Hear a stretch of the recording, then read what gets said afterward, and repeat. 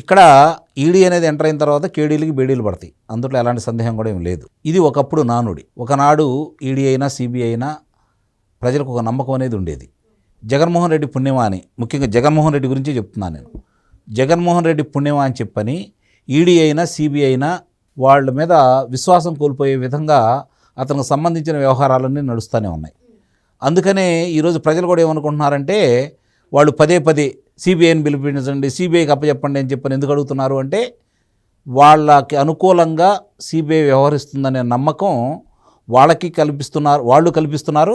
అట్లాగే సిబిఐ వ్యవహార తీరు కావచ్చు, అవి కూడా కొంచెం అనుమానాస్పదంగానే ఉన్నాయి. కాబట్టి జగన్మోహన్ రెడ్డి సిబిఐ అని జేబీఐగా ఈరోజు ప్రజలందరూ కూడా భావించే వ్యక్తం. వాళ్ళ అనుమానాలకి, ప్రజల యొక్క ఆలోచన విధానాలకి ప్రజలు ఏ విధంగా అనుకుంటున్నారో ఆ విధంగానే సిబిఐ వ్యవహరిస్తుందే తప్ప ఒకనాటి సిబిఐలా ఇప్పుడు ఉన్నటువంటి సిబిఐ వ్యవహరించట్లేదనేది స్పష్టంగా ప్రజలందరూ కూడా ఒక అవగాహన అంటూ వచ్చింది.